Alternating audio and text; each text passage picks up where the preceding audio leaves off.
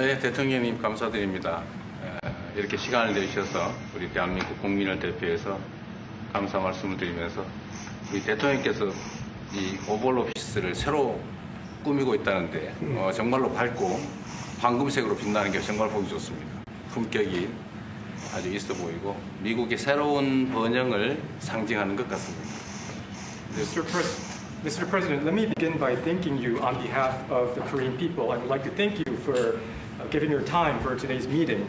And I heard that you recently redecorated the Oval Office, and I would just like to say that it looks very bright and beautiful, and it has the dignity of America, and it symbolizes the new future and prosperity of America. 미국을 다시 위대하게 만드는 것이 우리 대통령님의 꿈인데 미국이 다시 위대하게 변하고 있는 것 같고 그게 다우존스 지수에서도 그게 나타나는 것 같습니다. 제가 보니까 사상 최고치를 경신하고 있던데 오늘은 잠깐 조정되고 있지만 아주 훌륭하게 미국이 다시 위대해지고 있는 것 같습니다. I believe that making America great again is your goal, and I believe that that is what is currently taking place in America. And I think the most symbolic thing of that is the Dow Jones Index, which reached a record high recently, although it went down a bit, but it reached a record high. And so I think that America is becoming great again. 말씀하신 조선 분야뿐만이 아니라 제조업 분야에서 르네상스가 이루어지고 있고 그 과정에서 대한민국도 함께 하게 되기를 기대합니다. So I believe that there is a renaissance taking place not only in the shipbuilding sector but also in the manufacturing industry, and I hope that Korea can be a part of that renaissance. 그리고 또 한 가지 제가 꼭 말씀드려야 될 것이 대통령님의 평화를 지키는 기간의 미국의 역할을 넘어서서 새롭게 평화를 만들어가는 피스메이커로서의 역할이 정말로 눈에 띄는 것 같습니다. And one thing that I wanted to say to you is that America's role not as a keeper of peace, but a maker of peace, is being more is emerging more evidently. 유럽, 아시아, 아프리카, 중동 뭐 여러 곳에서의 전쟁들이 이제는 트럼프 대통령님의 역할로 휴전하고 평화가 찾아오고 있습니다. Many wars in Europe, in Asia, in Africa, and in the Middle East are coming to peace because of the role that you are playing. 세계 지도자 중에 전 세계의 이런 평화 문제에 대통령님처럼 이렇게 관심 가지고 실제로 성과를 낸 경우는 처음으로 보이집니다. So among the many world leaders, I believe that you are the only leader who has made such accomplishments. 그리고 가급적이면 전 세계에서 유일하게 분단 국가로 남아 있는 한반도에도 평화를 좀 만들어 주셔서 김정은과도 만나시고 북한에 트럼프 월드도 하나 지어서 거기서 저도 골프도 칠 수 있게 해주시고 그래서 전 세계가 인정하는 정말 세계사적인 평화의 메이커로서의 역할을 꼭 해주시기를 기대합니다. And I would like to mention that the only remaining divided nation in the world is the Korean peninsula. And I would like to ask for your role in establishing peace on the Korean peninsula. So I look forward to your meeting with Chairman Kim Jong-un and construction of a Trump Tower in North Korea and playing golf at that place. 아마 기다리고 있을 것 같습니다. 네, 기다리고 있을 것 같습니다. So I believe he will be waiting for you. 그리고 마지막으로 든든한 한미 동맹을 기반으로 대한민국이 성장 발전해 왔고 앞으로도 이 한미 동맹을 군사 분야뿐만이 아니라 경제 분야 또 다른 과학 기술 분야까지 다 확장해서 미래형으로 발전시켰으면 좋겠습니다. Korea was able to attain economic growth and development through our ironclad alliance. And going forward, I hope to develop our alliance into a future-oriented alliance that encompasses areas not only limited to security, but also the economy and science and technology. 대한민국 국민들은 트럼프 대통령님에 대해서 정말로 큰 기대를 가지고 있다는 말씀을 드리면서 다시 한번 이런 시간 내주셔서 감사드립니다. The Korean people have great expectations for you, Mr. President. Thank you once again for your time. Well, thank you very much. It's an honor to be with you. I will say that Kim Jong-un and I had a very good relationship, as you remember, and still do. And when I came in, I didn't know him. We had 2 summits, but we became very friendly, respect. It was great respect. And it was not going to be that way had Hillary Clinton won the election. It would have been a disaster. But we think we can do something in that regard with respect to North and South, and I think you are much more prone to doing that than other leaders that I've been working with from South Korea. And we'll work on that. I think it's very good to work on that. If you remember, you were doing the Olympics, and there was a great time of hostility with North Korea, and you weren't selling tickets because nobody wanted to be blown up in the stadium during the opening ceremonies, right? And you were not selling tickets. And I was also at my formative stage with North Korea and Kim Jong-un, and we were a little bit going at it about Rocket Man, Little Rocket Man, everything back and forth, and it was really nasty. And then I got a call one day, and they wanted to get together, they wanted to talk, and we started talking. And then he said really brilliantly, he said, you know, the Olympics is going to be opening very soon, and we'd like to be a part of it. They actually put teams in it. You got along great. And by the way, immediately upon that phone call, you started selling tickets, and it turned out to be a tremendous success.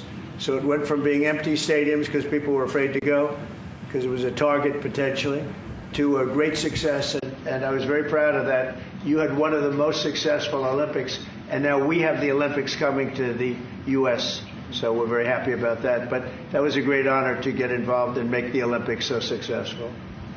네, 대단히 감사합니다. 다시 한번 모시게 돼서 영광이라고 말씀드리겠습니다. 제가 김정은 위원장과 굉장히 좋은 관계를 가지고 있습니다. 그리고 현재도 매우 좋은 관계가 있습니다. 내가 처음에 취임하고 난 다음에 두 번의 정상회담을 김정은 위원장과 함께 했고 상당히 친해졌고 또 더 중요한 것은 둘 다 존경심을 서로에게 가지고 있다는 것입니다. 만일 힐러리 클린턴이 대통령으로 당선했다면 절대 그러한 상황까지 이루지 않았을 것입니다. 제가 보기에는 이재명 대통령께서 한국의 어느 지도자보다도 북한에 좀 더 문제를 해결하고자 하는 의지가 있는 그러한 대통령이라고 생각합니다. 그래서 어쩌면 우리가 함께 노력한다면 어느 정도 진전이 있을 수도 있겠습니다. 사실 그 한국에서 올림픽이 열렸을 때 북한 때문에 많은 사람들이 올림픽 표를 사지 않는 그런 현상이 생겨났었습니다. 그런데 김정은 위원장이 그때 사실은 김정은 위원장과 초기에는 제가 별로 사이가 좋았던 것은 아닙니다. 서로 로켓맨이라고 부르면서 주고받는 그러한 해프닝도 있었습니다. 그런데 어느 날 통화를 시작하게 되었고 통화를 하면서 그가 얘기를 했습니다. 한국에서 올림픽이 곧 열리는데 우리 북한도 참가하겠다. 그렇게 얘기를 했습니다. 그리고 그 통화 직후에 올림픽표가 많이 팔리기 시작했습니다. 그리고 한국의 올림픽은 올림픽 역사상 가장 성공적인 올림픽으로 지금 기록되고 있습니다. 또 우리 미국도 곧 올림픽을 주최할 예정입니다. 그래서 우리도 미국에서 성공적인 그런 올림픽을 주최할 계획을 가지고 있습니다. 김정은 위원장 말씀을 하셔서 그런데 사실 대통령님 덕분에 이 북한하고 이 한반도 관계가 매우 안정적이었습니다. 그런데 사실 그 이후 대통령께서 미국 정치에서 잠깐 물러서 있는 그 사이에 사실은 북한의 미사일도 많이 개발됐고 핵폭탄도 많이 늘어났고 진척된 것도 없이 한반도 상황은 정말로 많이 나빠졌죠. Mr. President, you mentioned about Chairman Kim, and thanks to your efforts when you were in office during your first term, the situation on the Korean Peninsula was stable. But during the hiatus where you were out of office, North Korea developed further its nuclear and missile capabilities, and that led to a deterioration on the situation of the Korean Peninsula. And they wouldn't have done that. They would not have done that if I were president. That 내가 was not going to 만약에 happen. 대통령이 당선되었다면 그런 일이 일어나지 않았을 것입니다. 전적으로 공감합니다. I completely agree with you. 그래서 지금 얼마 전에 김여정이 미국과 저를 비난하는 발언을 할 때도 대통령과 김정은 위원장의 특별한 관계에 대해서는 의심하지 않는다 이런 표현을 했습니다. 기다리고 있다는 뜻으로 보여졌습니다. So when Kim Yo-jong, the deputy director of the Workers' Party of Korea, issued a statement denouncing South Korea, she mentioned about the not bad relationship between you and Chairman Kim Jong-un, and I believe that this is a sign that North Korea is waiting. 한반도의 평화의 새 길을 꼭 열어주시기 바랍니다. So I hope that you will usher in a new era of peace on the Korean Peninsula. I will do that, and we'll have talks. He'd like to meet with me. He didn't want to meet with Biden because he had no respect for Biden, but we look forward to meeting with him, and we'll make relations better. You'll help that. You had a lot of leaders. I've gone through a lot of leaders in South Korea. You know, it's been quick. You'll be there for a long time. But we, in the various leaders that I've dealt with, they were not approaching it properly, in my opinion, having to do with North Korea. But I think your approach is a much better one. 네, 그렇게 하도록 하겠습니다. 김 위원장이 바이든 전 대통령을 만나고 싶죠 하지는 않았지만 나는 만나고 싶어 할 것 같습니다. 그래서 그런 그 시도를 하겠고요. 내가 한국의 지도자들을 여러 번을 만나봤는데 제 개인적인 생각으로는 대북 정책이 그렇게 적절하지 않지 않았나 하는 생각이 듭니다. 그래서 이 대통령께서 그 적절한 대북 정책을 통해서 좀 더 그 진전이 있었으면 하는 생각입니다. 저의 관여로 남북 관계가 잘 개선되기 쉽지 않은 상태인데 실제로 이 문제를 풀 수 있는 유일한 인물이 트럼프 대통령이십니다. So resolving this issue through my engagement is not an easy thing. And the only person that can make progress on this issue is you, Mr. President. 대통령께서 피스 메이커를 하시면 저는 페이스 메이커로 열심히 지원하겠습니다. So if you become the peacemaker, then I will assist you by being a pacemaker.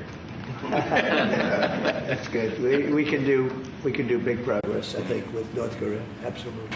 네, 북한에 대해서 큰 진전을 함께 이루어 나갈 수 있다고 믿습니다. 감사합니다. Thank you very much. Thank you very much. Good job. Okay, questions, please? Mr. President, when you met with Russian President Vladimir Putin, how soon did he say that he wanted to sit down with Ukrainian President Zelensky? Russia, as of now, says there's no meeting on the books and no agenda is set. Well, that's going to be up to them. It takes two to tango. I always say it. And they should meet, I think, before I have a meeting and probably close the deal. But I think it's appropriate they meet. They do not exactly get along well, as you can understand. And I'm sure it's a meeting that perhaps he didn't like.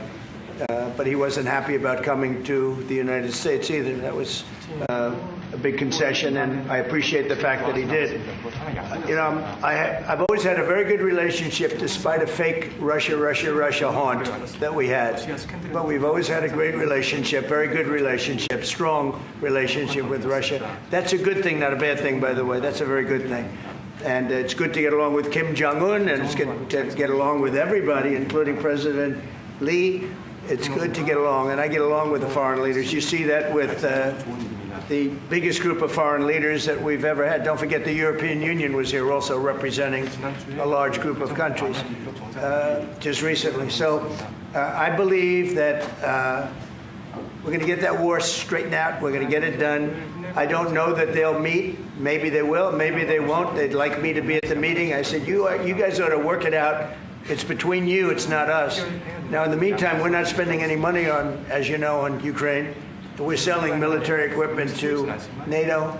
NATO now is taking in, excuse me, NATO now is taking in a large amount of money from the countries. They're taking in 5% of GDP versus 2%. They're paying the 5%. They never paid the 2%, most of them, or a lot of them. NATO has a lot of money. We are selling military equipment to NATO at full price, and NATO's distributing that equipment to wherever they are, I mean, perhaps to Ukraine. So NATO's working with Ukraine. Biden was giving hundreds of billions of dollars, just willy-nilly, just giving money. He had no idea where it was going. It was terrible what was happening. So we're not involved anymore in terms of the cost. We're in for $350 billion. As you know, I also got the rare earth deal done with Ukraine, which was worth much more than the $350 billion.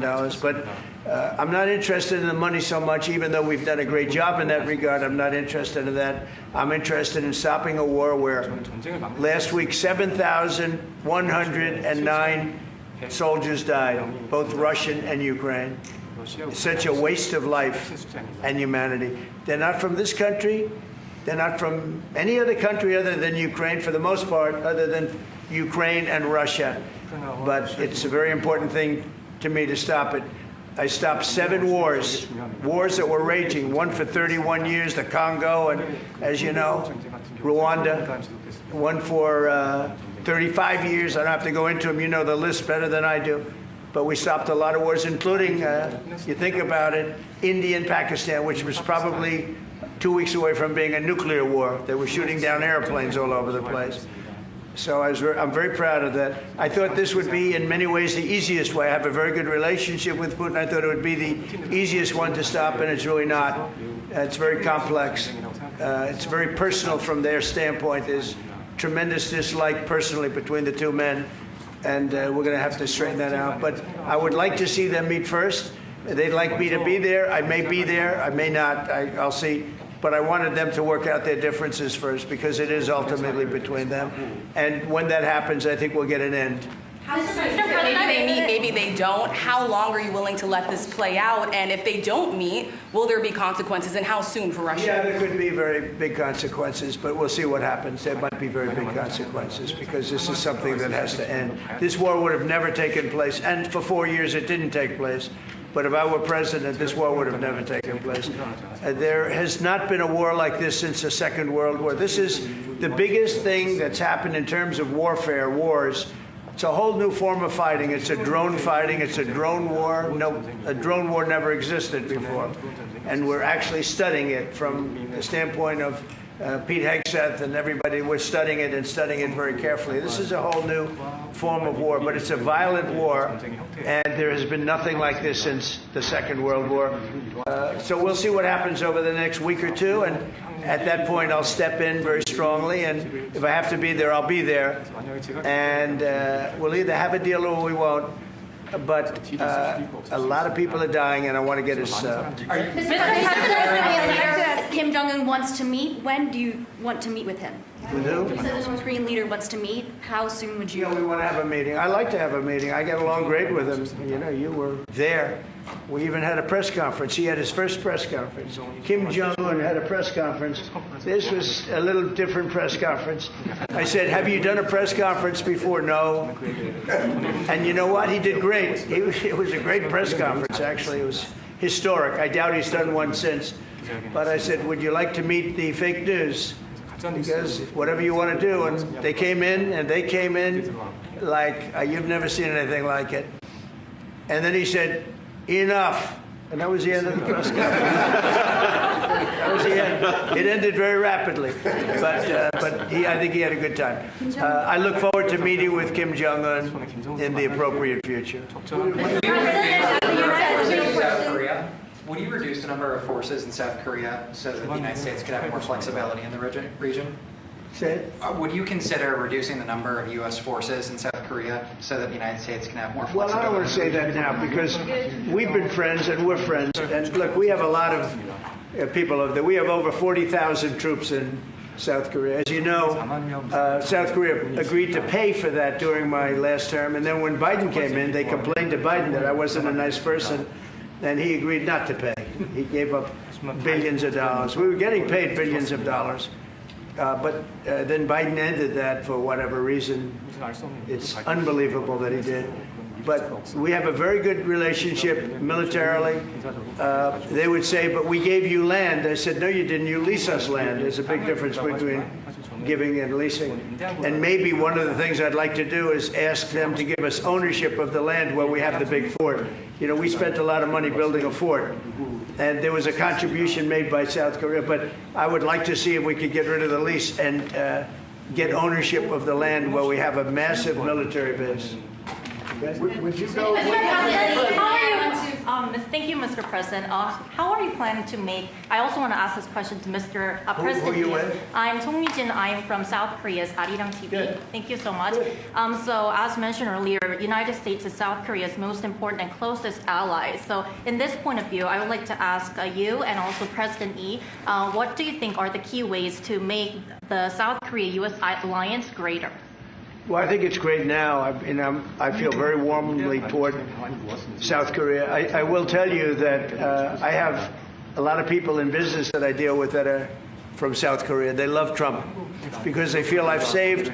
I think you would have had a nuclear war if I weren't. I think you would have had a nuclear war, North Korea and South Korea. I think it would have been a disaster. You're only 60 miles away from Seoul. They don't even need nuclear. They have their cannons, you know, howitzers. And They have them buried in the mountain. You know what I'm talking about.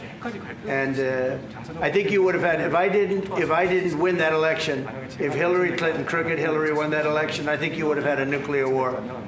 It would have taken place, and it would have been horrendous for everybody, including them.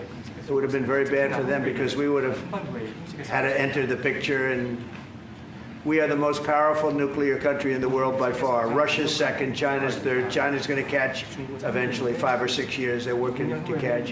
One of the things we're trying to do with Russia and with China is denuclearization. And it's very important. One of the things I discussed with President Putin the other day, it wasn't just that, it was also other things. And I think the denuclearization is it's a big aim, but Russia's willing to do it, and I think China's going to be willing to do it too. We can't let nuclear weapons proliferate. We have to stop nuclear weapons. The power is too great. Okay? Thank you. Mr. President, I'd like to ask you further question about South Korea and U.S. alliance. I'm Anna from the Korea Times, and I'd like to ask you about the trade deal that's on the table. You mentioned about the shipbuilding industry, and President Lee mentioned about the manufacturing industry. And what other areas or sectors that you intend to focus on this trade deal? Because Korea is bringing in many investments and create jobs as well. So I'd like to know the opinions of both, how to get a beneficial outcomes for both countries through this deal. Well, we're going to get along great because we really sort of need each other. We love what they do. We love their product. We love their ships. We love a lot of the things that they make. And they love what we have. We're dealing with them on Alaska having to do with the oil. You need oil and we have it. So we have a big advantage in that way. We have more oil and gas and coal and energy than any other country in the world by far. No, for whatever reason, God was very good to us. He gave us the greatest. We didn't use it. We started to use wind. Wind doesn't work. They started to use solar panels that took over the land all over the Midwest, where the farmers said, what happened to my land? They'd have a 10-mile by 10-mile solar field that they couldn't farm, the most valuable farming land in the world, probably the most vibrant in the world. And they put solar plants all over the place. It's ridiculous. Big, massive black fields of solar that all comes out of China, or plastic, all comes out of China.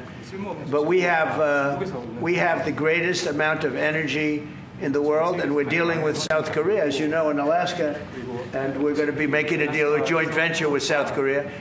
Japan is involved also, very strongly involved. So we have Japan and South Korea, and we're actually the closest. It seems like quite far away, Alaska, but actually it's right up the little ocean, right up the little Pacific Ocean. It's actually pretty close, relatively speaking. But we have more oil and gas and coal than any other nation in the world by far, and we're going to use it. And that's the thing that South Korea, I think, most wants from us, I would think. Mr. President, would you go back to the DMZ to meet with the North Korean leader?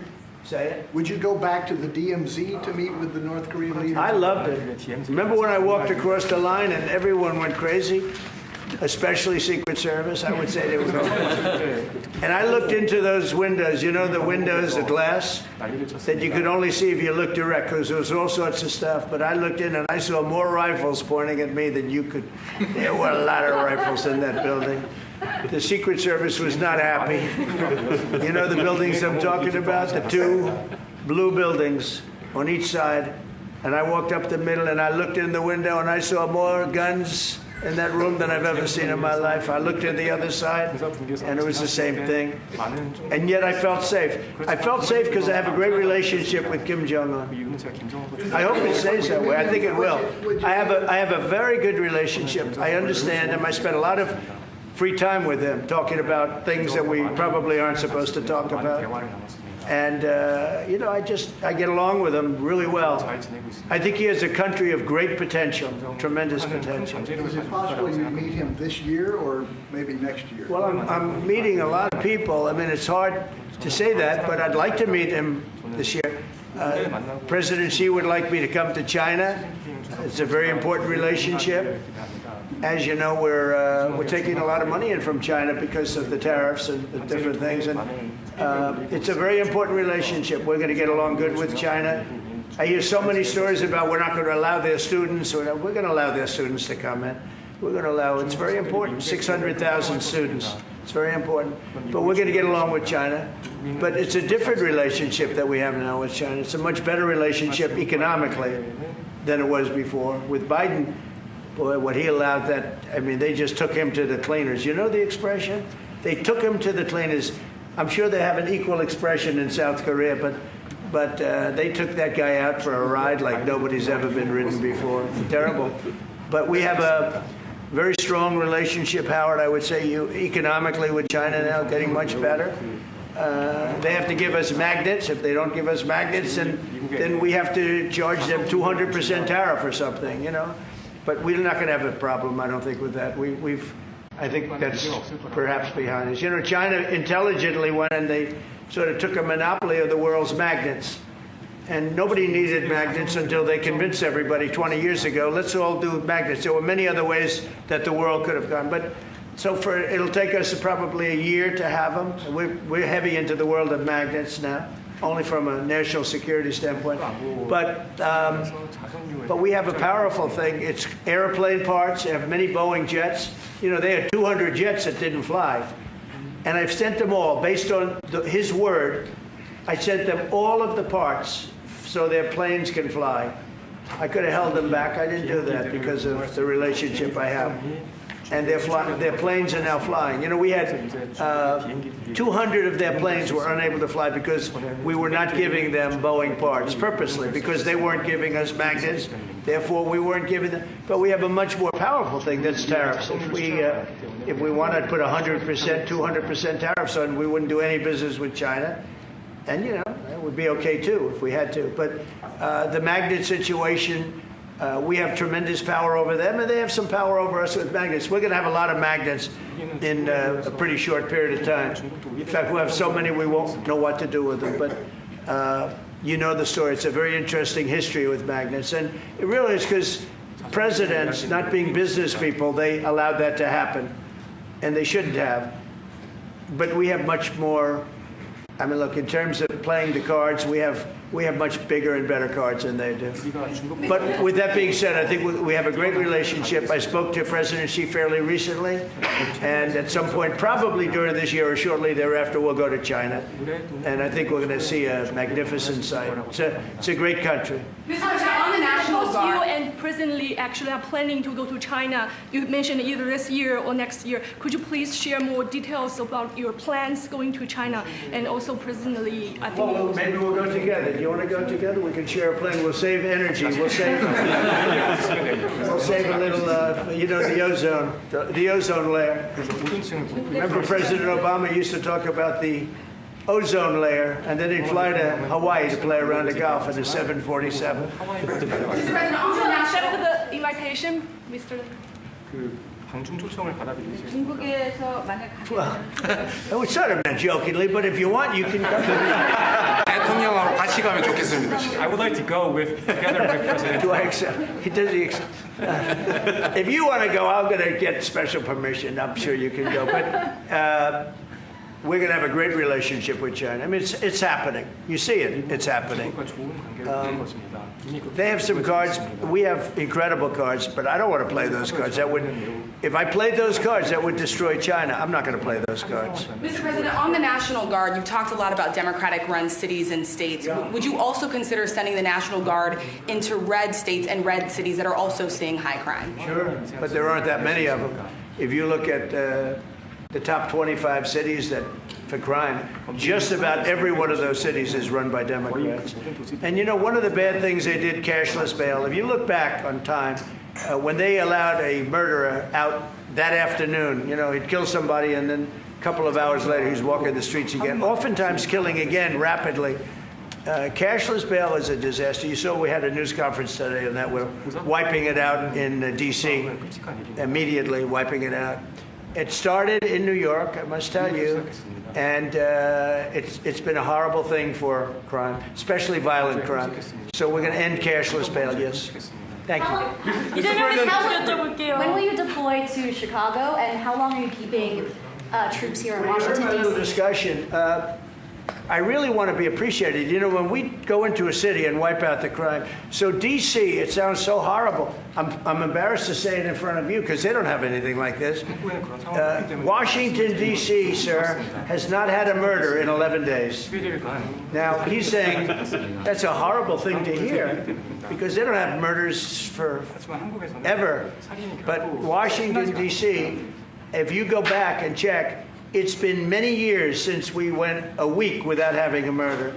Now we haven't had, and I would say that Washington, D.C. right now is much safer than Seoul. You know why? Because we have a friendly neighbor. We have more friendly neighbors. You have a different kind of problem. We all have different problems. But Washington, D.C. is a very safe city right now. People are going out to dinner. Restaurants are opening. Restaurants that were going to close are now going to stay open. Friends of mine are going out to dinner all the time. They didn't go out to dinner for 4 years. It went rampant during the Biden years. Just rampant. That's why Susie is very close to the mayor and has a lot of respect for her, but I view it maybe a little differently because the mayor would say that it's gotten better for 30 years, it's gotten better. No, it's gotten worse. And the worst day of all was when we just got to office for the second time. And it's in very bad shape. So the mayor shouldn't be saying that violent crime has been getting better. It's been getting much worse. And the day I took office, it was the worst. And we did some minor things, made it a little bit better, but then we said, look, we got to stop it because too many people are getting killed. And we have not had a murder in 11 days. It sounds crazy. I hate to say this in front of this gentleman who I respect because they don't have murders for years. But we have not had a murder in 11 days. And that's going to go on for a long time.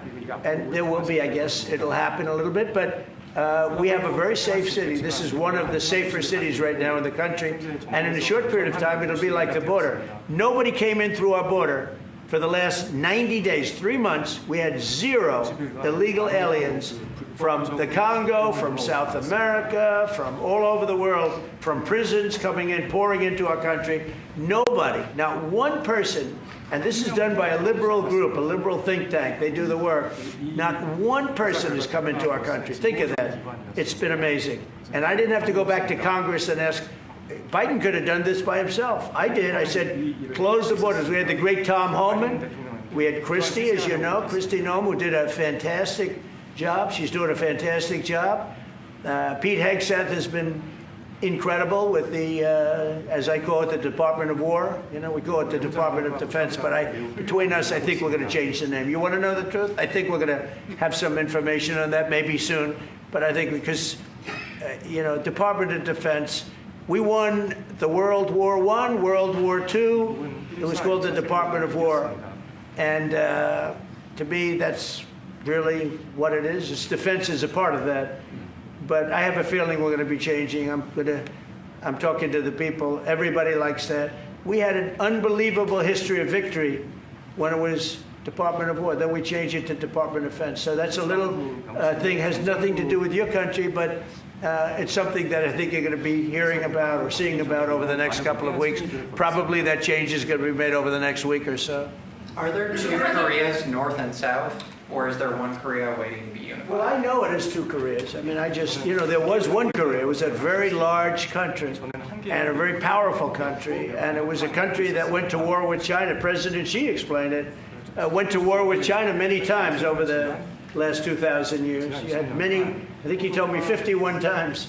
So I remember I went to President Xi. I said, you know, we're having a problem with North Korea. Straighten it out, would you please? He said, well, we have been to war with them. And I think he said 51 times. But at that time, it was the whole of Korea. It wasn't, you know, North and South. And after he explained it, I said, all right, not going to be that easy. I guess you're right. But, you know, you had one Korea, and it was a very big, powerful nation. Now you have 2 big, powerful nations, but you have essentially a wall in between. Can you elaborate the comments, the post and comments you made on South Korea early this morning, like raids on churches, going into U.S. military base, purge, revolution. How do you think about it? And 이재명 대통령께도 질문드리겠는데요. 저희가 이제 빛의 혁명이나 이게 내란 사태 극복하는 과정에서 이런 일들이 좀 벌어졌다고 말씀하신 것 같아요. 그 부분 설명해 주시죠. I heard from Intel that there was a raid on churches. We're going to talk about that later. I haven't spoken about it yet, but when we meet, and you know that would be too bad if that's the case. But I did hear that from Intel, that there was a raid on churches, closing some churches. So we'll talk about that later. I could ask you now if you want. Mr. President, what conversation? Wait a minute, if you'd like. Because it didn't sound to me like South Korea. 간단하게 말씀을 드리면 지금 대한민국은 아시는 것처럼 친위 쿠데타로 인한 혼란이 이제 극복된 지 얼마 안 된 상태고 그 내란 상황에 대한 국회가 임명하는 국회가 주도하는 특검에 의해서 사실 조사가 진행 중입니다. 물론 저의 통제하에 있지는 않지만 하여튼 대한민국 검찰이 하는 일은 검사가 하는 일은 팩트 확인, 팩트 체크인데 미군을 직접 수사한 게 아니고 그 부대 안에 있는 한국군의 통제 시스템이 어떻게 작동했나를 확인한 것 같습니다. 나중에 좀 더 자세히 설명을 드리도록 하겠습니다. So it hasn't been long since Korea has overcame the political turmoil following the self coup by the former president. Currently, there is a fact-finding investigation by a special prosecutor that was appointed by the National Assembly.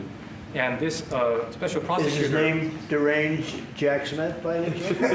They took him from our country. They put Deranged Jack. He's a deranged, sick individual. But go ahead. Go ahead. I'm only kidding. Maybe I'm not. And that special prosecutor is not under my control. And so the special prosecutor is conducting a fact-finding investigation.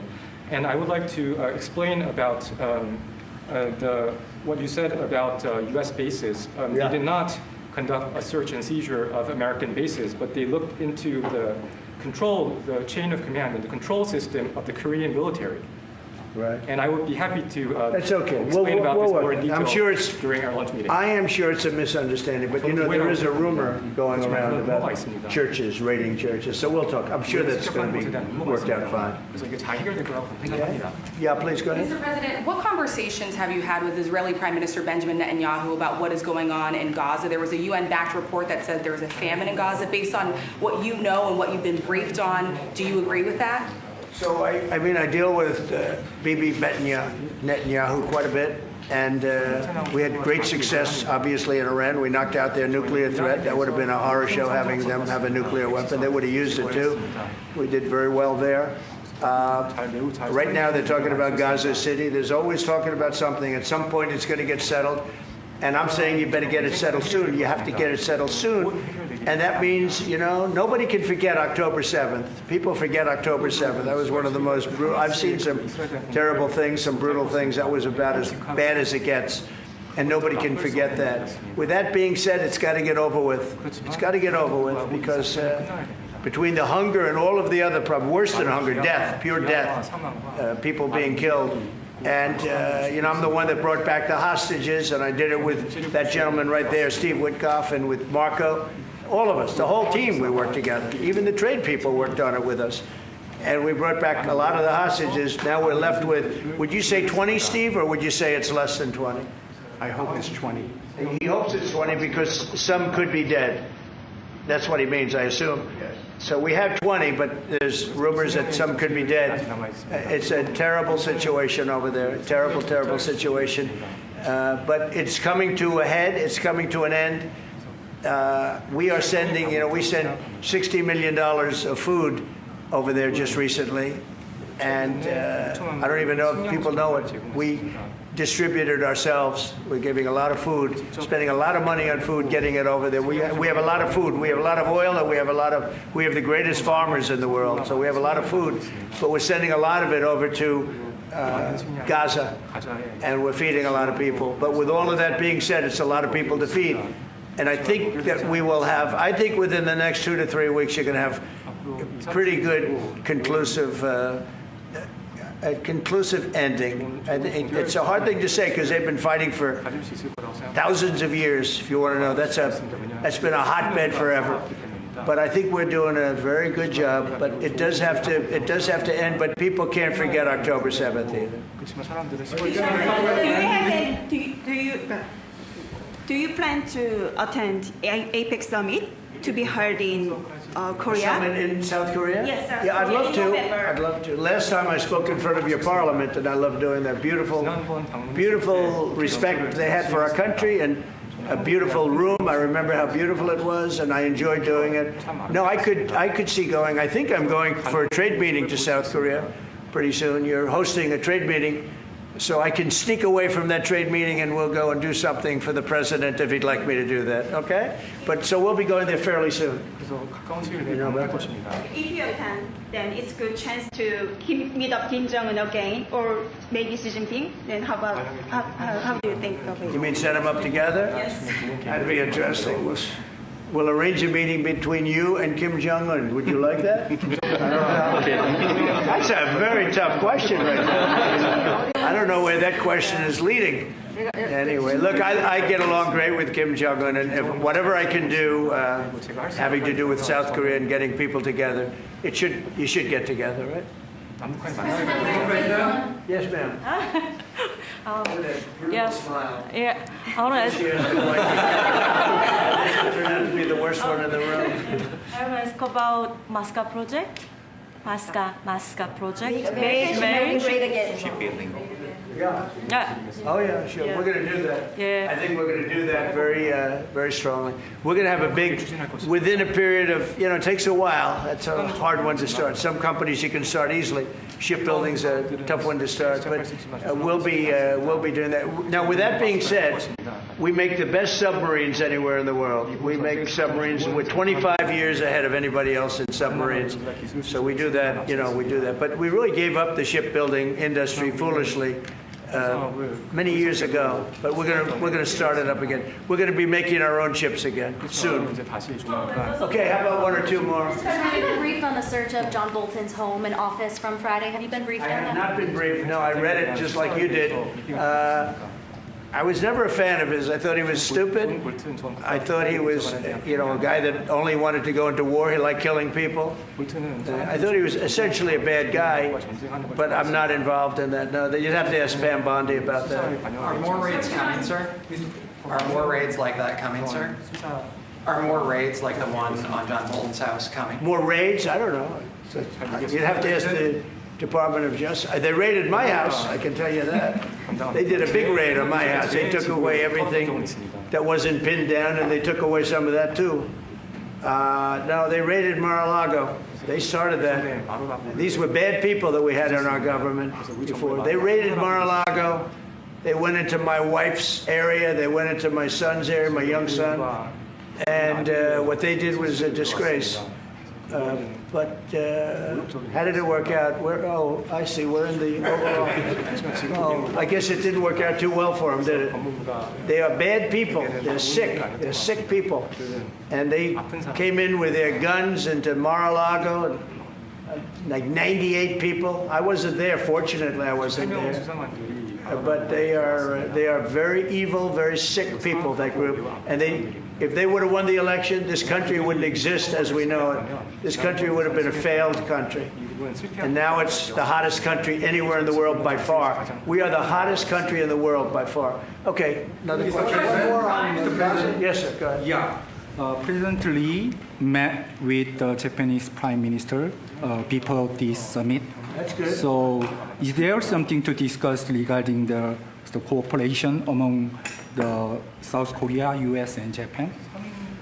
I think so. Look, Japan is a great ally of us, and I had a little bit of a hard time getting you two together because you're still thinking about comfort women, right? Comfort women. That's all they wanted to talk about was comfort women. And I thought that was settled a few times over the decades. But there is an overlapping problem with that. Perhaps I'm wrong in saying it. Perhaps this isn't right, but the whole issue of the women, comfort women, very specifically, we talked And that was a very big problem for Korea, not for Japan. Japan wanted to go. They want to get on, but Korea was very stuck on that. You understand? So I don't know. Perhaps you'd like to answer. It's a good question. It was hard getting Japan and Korea together because of what took place a long time ago. But Japan wants to do it, I can say. Korea is a little bit more tenuous, please. 지금 질문은 그 3자 협력에 대해서. 우리 한미일 협력은 매우 중요한 과제고 또 한미 관계의 발전을 위해서도 한일 관계가 어느 정도 수습이 돼야 됩니다. Trilateral cooperation among Korea, the U.S., and Japan is very important, and better Korea-Japan relations is also important for the Korea-U.S. relationship as well. 그래서 대통령께서 한미일 협력을 매우 중시하고 계시기 때문에 제가 대통령을 뵙기 전에 미리 일본과 만나서 대통령께서 걱정하실 문제를 다 미리 정리했다 이렇게 생각해 주시면 좋겠습니다.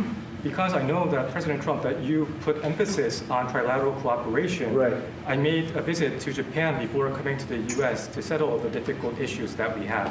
Good. Well, Japan wants to get along very well with you.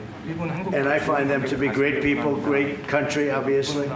And they want very much to get along with South Korea. And you have something in common, you know, you want to solve the North Korea problem. But Japan very much wants to get along with you, and I'm sure they will. I find the people that I deal with to be wonderful people, as I do with you. 이번에 일본에 가서 이시바 총리를 만났을 때 그 전에 우리가 가지고 있던 여러 장애 요소들이 많이 제거됐다는 생각이 듭니다. So when I visited Japan and met with Prime Minister Ishiba, I realized that many of the obstacles that existed between our two countries have now been removed. True. During my term. We removed them during my term. There was an overlay a little bit, but we removed many of those obstacles during my term. And, you know, if you look at Prime Minister Abe, who was a great man, he was a great friend of mine, and he was assassinated. But he felt very warmly toward your country, I can tell you that. And the current Prime Minister, who I've gotten to know very well, feels the same way. So I think you're going to have a great relationship with Japan. Steve, go ahead. Just to close the loop on Gaza, is there a diplomatic push underway to try to get all this to end? Oh, there's a diplomatic push? No, is there? There has been, yeah, sure. Right now, Steve, I would say very serious diplomatic push. Marco or Steve? Marco, do you want to answer that first? Yeah, it's never stopped. We've always looked to find a solution there. Ultimately, as the President said, we want it to end. It has to end with no Hamas. Thank you, sir. Steve, where are we? I would say that we wouldn't be anywhere but for the President's truth last week, which was a statement to Hamas that they better get their act together and get to the peace table. But for that, it would have been all stalled. So, as usual, he is the man who moves it. Thank you, sir. Thank you. Thank you very much, everybody. If you like this video, then like, share and subscribe to ET Now.